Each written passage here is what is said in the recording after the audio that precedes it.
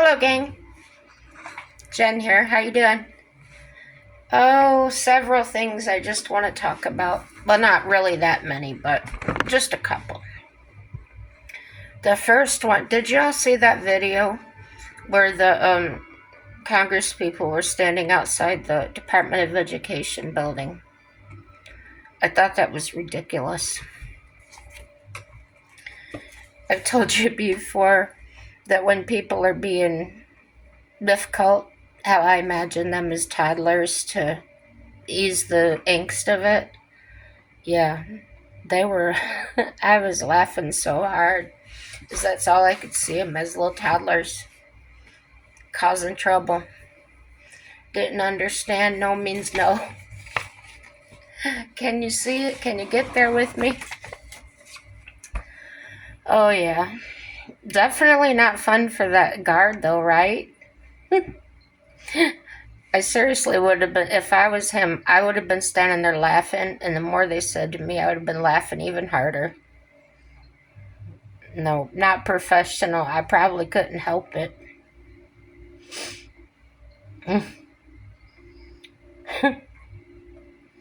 What do you think of the the mouth there? I can't think of her name. I call her Miss Congresswoman.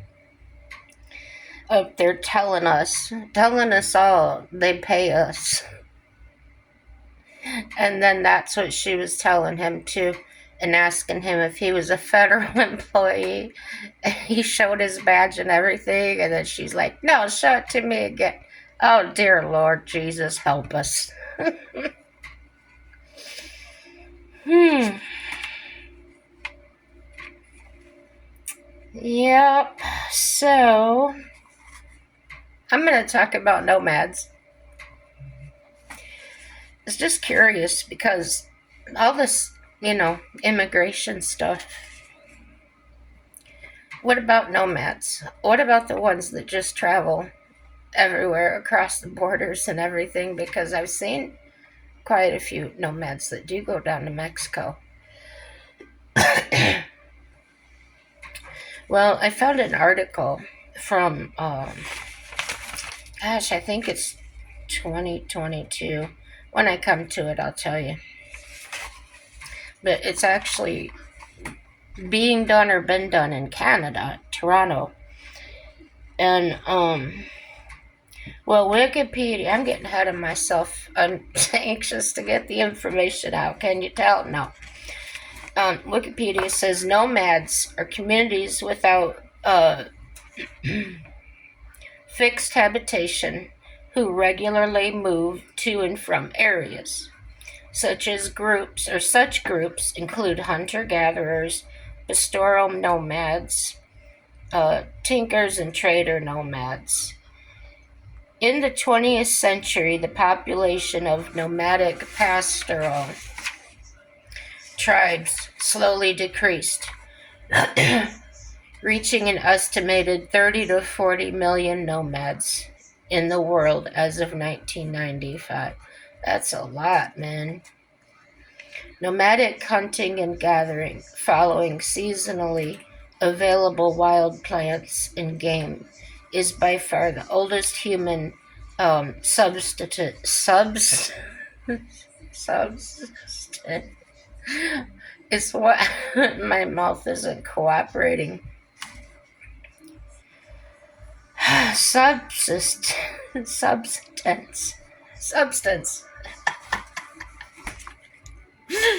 Can't get the word out, you guys. It's rambling around in there. Let's say food, okay? I hope you laugh with me. The oldest human food method. Pastoralites? I don't know if they made this word up or not. Anyway, raise herds of domesticated livestock. Driving or accompanying. I really know these words. It's just not working today for me, y'all. in patterns that normally avoid depleting pastures beyond their ability to recover. So um, they're taking their domesticated livestock, beef, steer, and stuff like that, sheep maybe, and with their lifestyle, they may stay somewhere for a while, but when the grass starts getting down too low, or the livestock starts spreading out too far, they go ahead and move. That's the way I'm taking it. Nomadism. I don't know. I'm reading their words. Is also a lifestyle adapted to infertile regions such as steppe, tundra, or ice and sand, where mobility is the most efficient strategy for exploiting scarce resources. For example, many groups living in the tundra are reindeer herders and are semi nomadic, following forage for their animals. So, yeah, I guess that's kind of the way I was thinking of it. So now I'm getting into that study that they're doing in Toronto, or they were doing. I tried looking up to see what their outcomes were, and I didn't find any.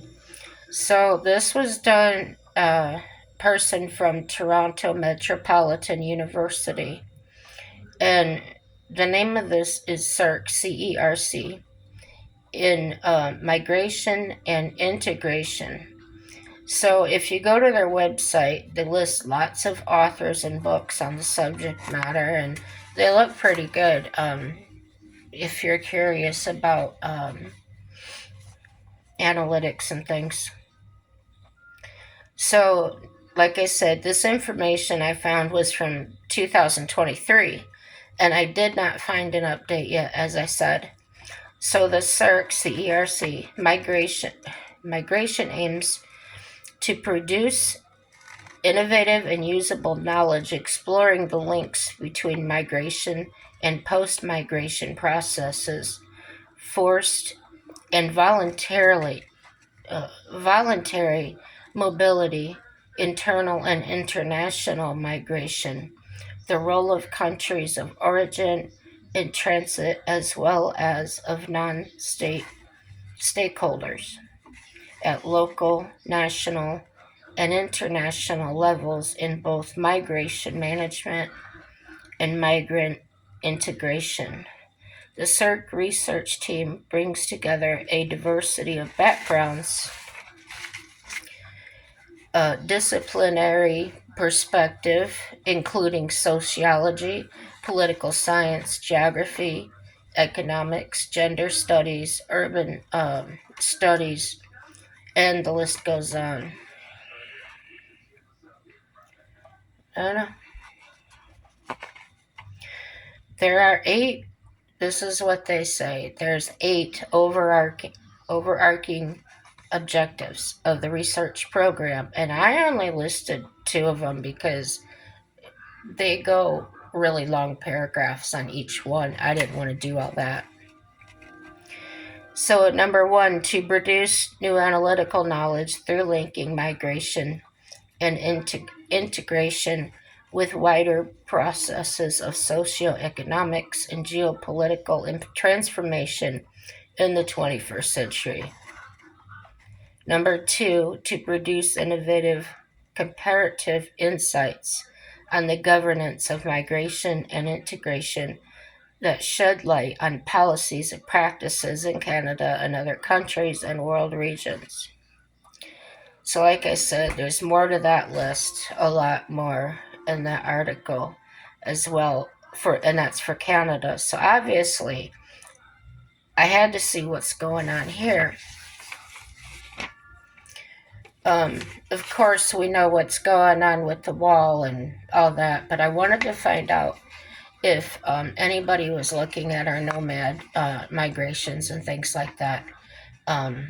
Very curious. So, what I found was a lot of information in the United States telling you how to live as a nomad, or be a van dweller, a van lifer. Lots of encouraging articles, ways to do it, where to do it. But I could not find anything that indicates any type of investigations or articles pertaining to the subject matter coming from our government. So, it just, I don't think Trump would do it, but what if they came in and said, you can only stay in these areas, or, they started making all these laws up that, were not helpful to nomads, but actually could harm them in other ways, like, um, not able to get resources like electricity, water, things like that. I don't know.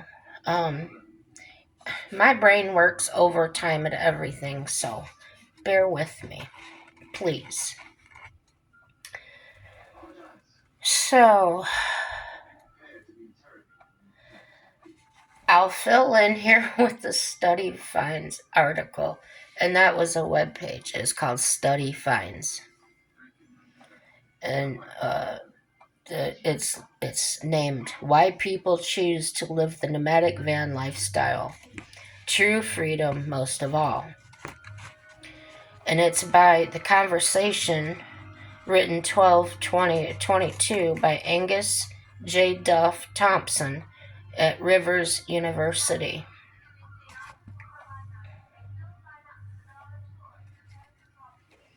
Or is it might be Thompson Rivers University. There was no comma, there was no punctuation there, so.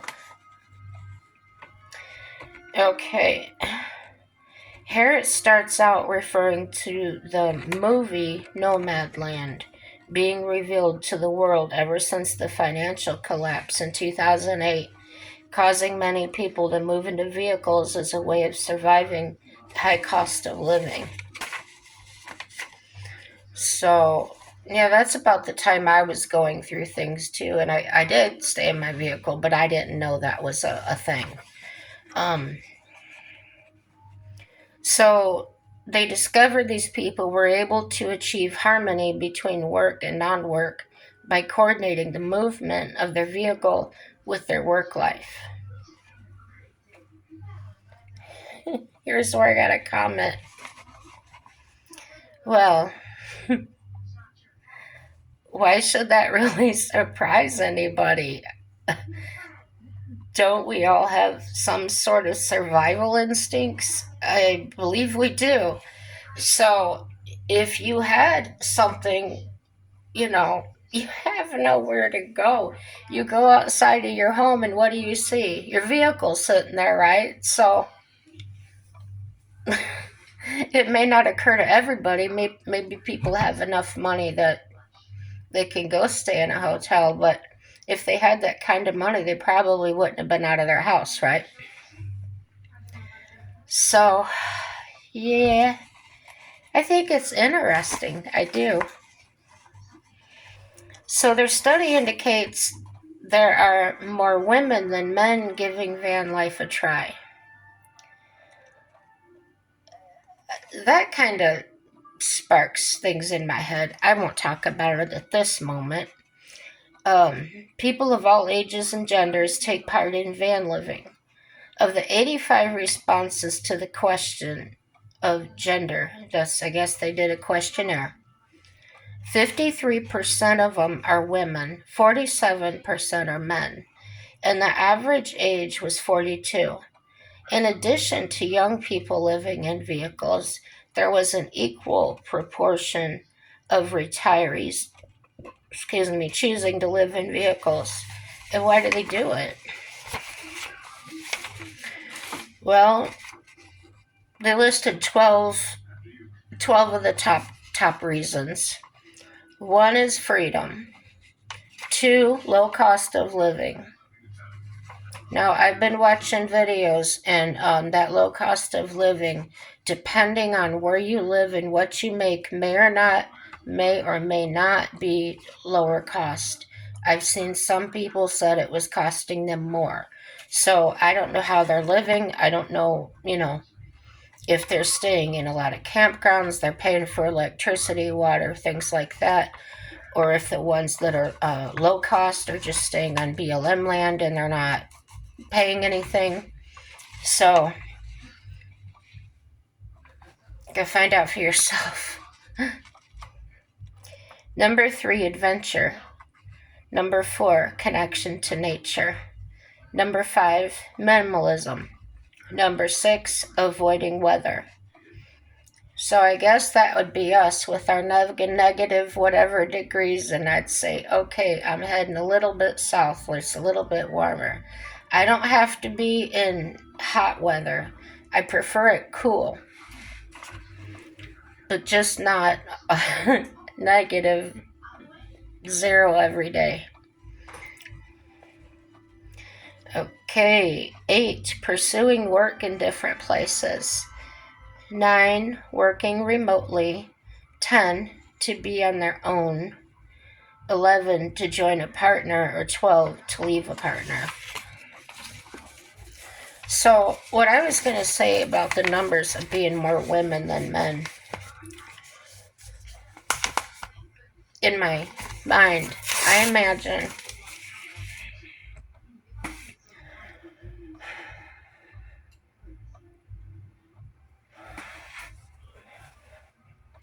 if I look at history, and I've only lived through the 80s and 90s and now 2000s. In the 80s, there was it seemed to me, I don't have, numbers or anything, just observations. It seemed like there was a big boom in divorces.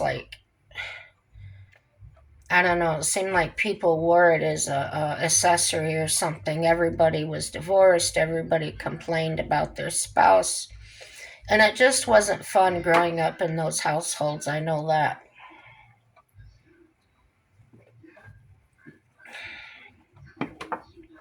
One parent taking a kid, the other one trying to find them, and it seems to me like that's when that really started getting heavy.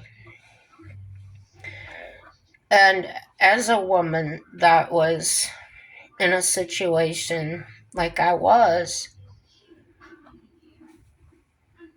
if I had known about living in vehicles and just going, I probably would have done that full time, but it never occurred to me.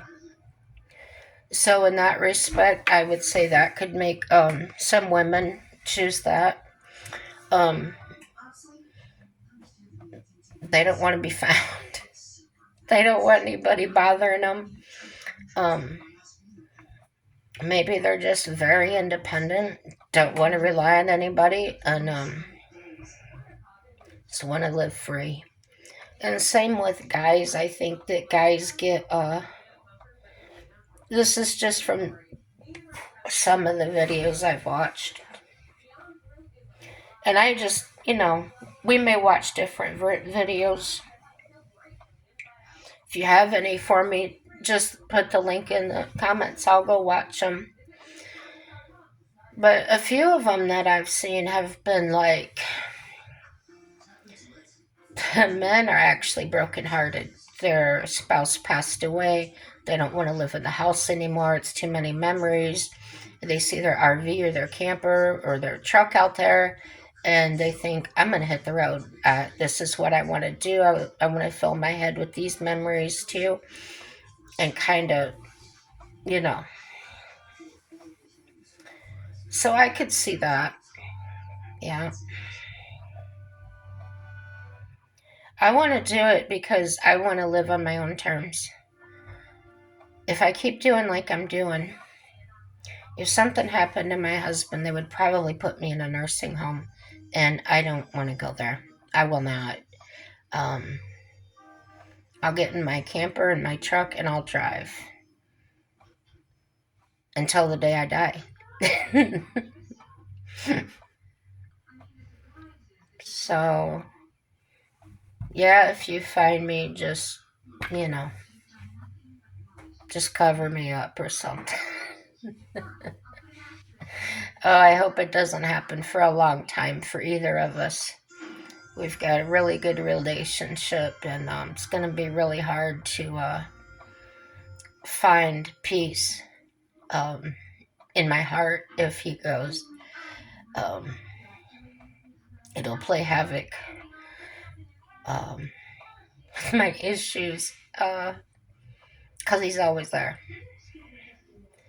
I'm not codependent. It's I really need help. I just,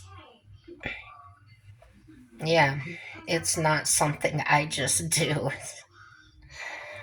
Oh yeah. So, you ever thought about the nomadic life or the migration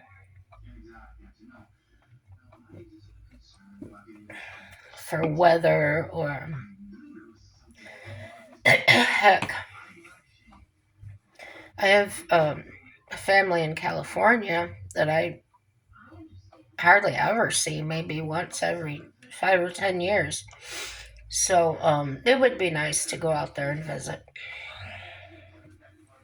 I also have family in North Carolina that I don't see very often either. Um, yeah, they were my grandma and be my dad and my his brother and stuff. His brothers, they were all from South Carolina. So that's kind of where my uncle and cousins um, well, no, that my uncle and aunt went there, but then um, their daughter stayed in that area, but the son went out to California. He's very independent, wants to do his own thing, doesn't necessarily want anybody next door, I guess. I don't know. But yeah, I'd like to go see him, but they want us to come out there. And I do. I would like to travel. I'm afraid, like anybody else, having a major breakdown.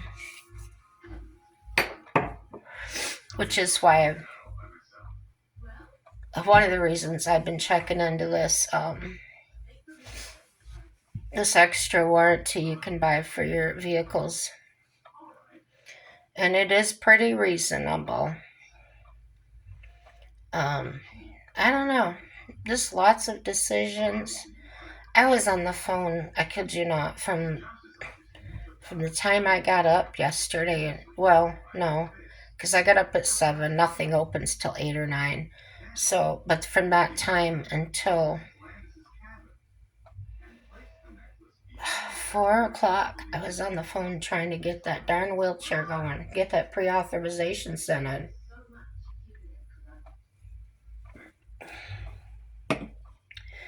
I did end up finding a corporate number for them.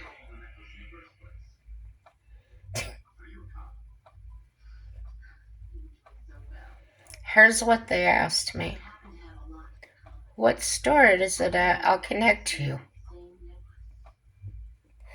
I'm serious as a heart attack. They were going to connect me to the store that I was having a problem with. And I told them I have talked to her probably no less than 30 times. And she just says the exact same words over and over. She doesn't say anything else. And I'm worried about her. You have her checked out. So they gave me her boss's number, which everybody else had said that there was nobody above her, right?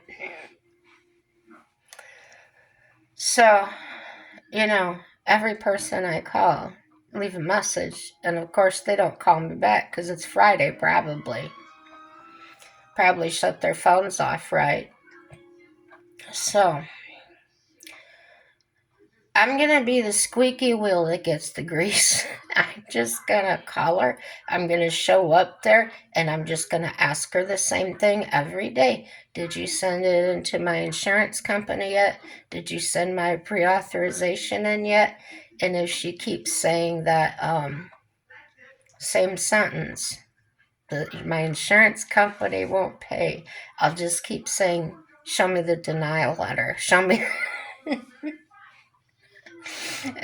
I guess we can just sound like broken records all we want to because she's nuts, in my opinion. I don't know. I do not know.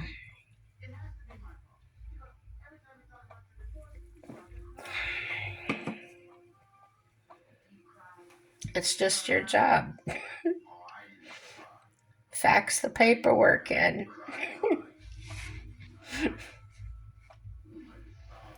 You don't just sit there and tell someone, no, you're not, your insurance isn't going to pay for it, when the insurance company has already told them that they will.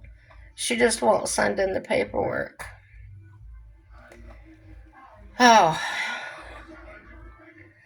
I can laugh about it now because I can see the humor in it. I step back away from it, and it's nothing to get upset over. There's something wrong with her. Let's pray for her. Oh, bless her heart, right? I don't know. Oh, so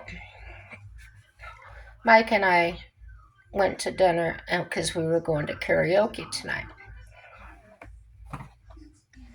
This waitress picks up a plate. Well, she's clearing the table behind where my husband's sitting. She drops a plate. Food goes everywhere. Can you see that? That was like a puddle of ketchup or spaghetti sauce. Got my shoelace, you know, newer shoes.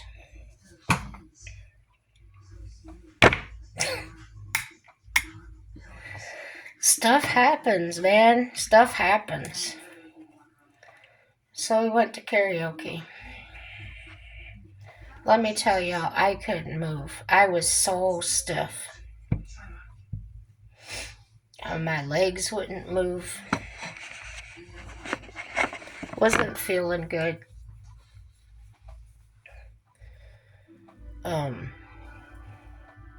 I think I gave myself pneumonia. My husband was trying to get me to eat one day, and this past week, he was having hot dogs. He goes, "Do you want a hot dog?" I said, "Yeah, I'll try it." And when I do it, I take almost all the bread. I take all that crust and everything off the hot dog bun. So there's just a little thin layer of bread around the hot dog because diabetic, I don't want all that bread. But I gotta have something around it. So, it was my second bite. And I'm trying to chew so carefully because I had the tooth out, right? A little piece just goes right down my windpipe. And I'm coughing. I'm trying to force it out. So I think it got in there because you can hear me talking. Yeah, I think I aspirated the hot dog. So that means if I have to go on antibiotics or if I'm sick, they're going to have to postpone my surgery. Oh, yeah. Everything is good, guys. Everything is good. We're tested, but it's all good. And the coincidental thing about that was I've been nervous about that surgery. And then it's like I just kept feeling like cancel it and do it later, cancel it and do it later this year.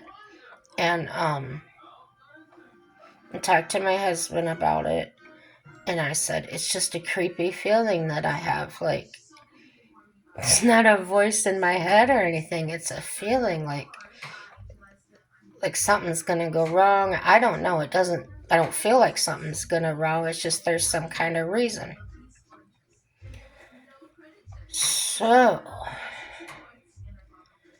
maybe getting sick is a way to make sure it gets rescheduled. I don't know. But it's the way my brain works, y'all.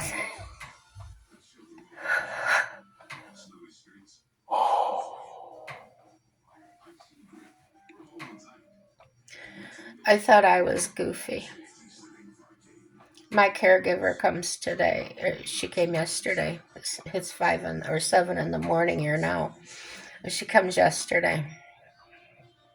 She goes around, does her normal stuff, and then my husband was going to town, and I said, "Would you pick me up some hair dye? My hair needs to be redone." He goes, "Yeah," and she says, "Excuse me." She says,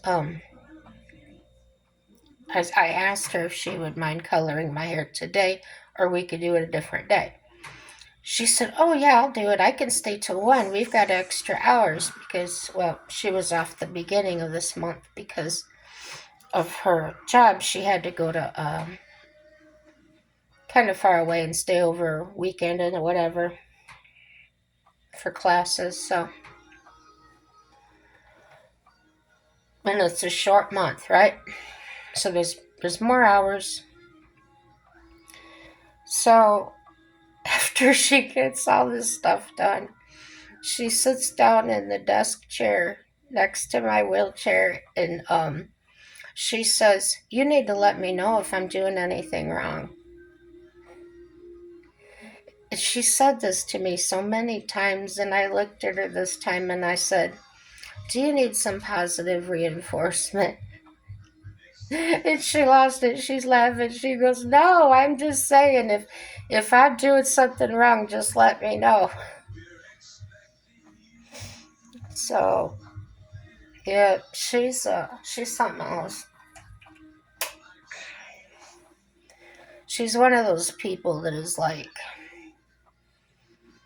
she's not hyper. She just moves fast. She gets things done fast, and they're usually done. I mean, I could say they're always done well, exceptionally well. She doesn't leave things go. Like, if my laundry's sitting there, even if it's just a few things, boom, she grabs it, it's gone. You don't even miss it. She's just done it that fast. So it's pretty awesome that way. But I'm gonna kind of lose her this summer because she works I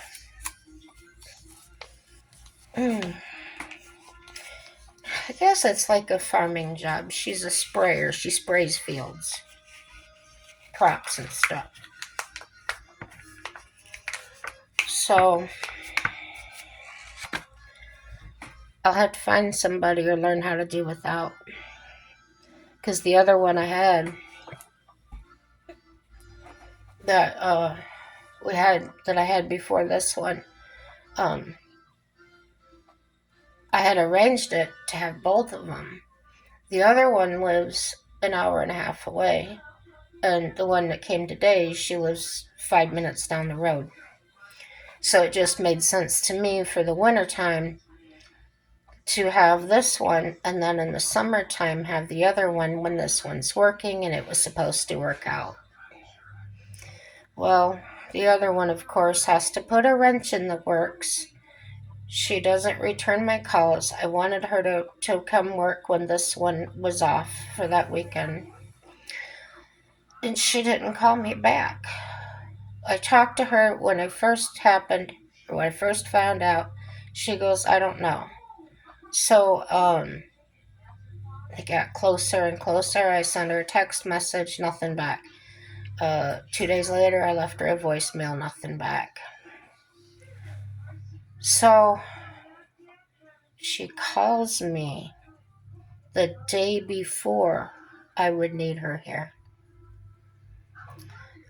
I didn't hear the phone, but my husband got it.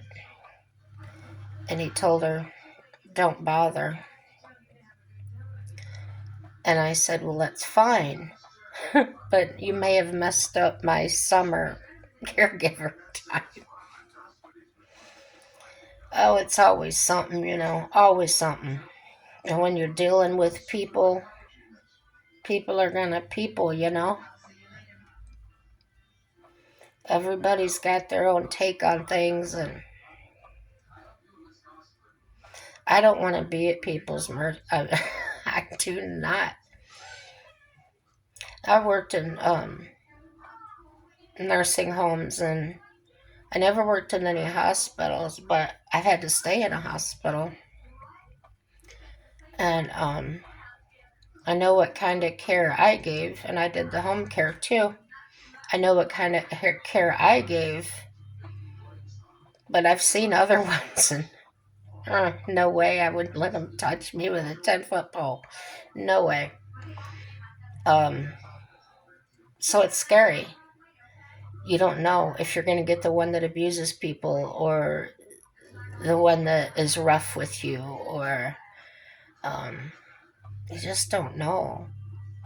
And I really don't wipe. I really don't want someone else to wipe my butt. Yeah, I don't mind getting help with the shower. I mean, body's a body, but that kind of stuff. Oh, I can't.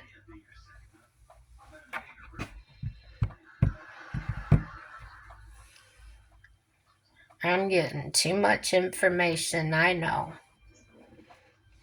But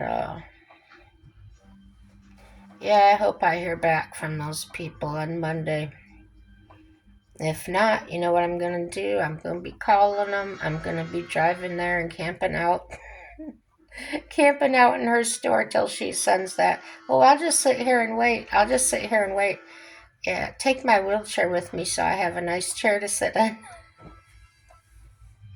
Why are you still here? Oh, did you send that fax yet? Did you send it yet? Did you get the return? Did you get the denial yet? Just be so nice to her because I really need it and there's nowhere else for me to go. Oh, I hates it. But I'll get it one way or another. I don't know if they can send it to an online medical supply or not. If anybody knows, let me know because my doctor would do that. She told me that. Yeah, so I just don't know a lot about companies online. I worry if they're the real deal or not. I look at eBay sometimes. I have gotten a few things from Amazon, but other than that, I don't I don't know how to check if they're real or not. So yeah, I get off of here. I'm getting long winded. Subscribe, please subscribe, like or dislike, comment, share, and everything's good, guys. Have a happy day.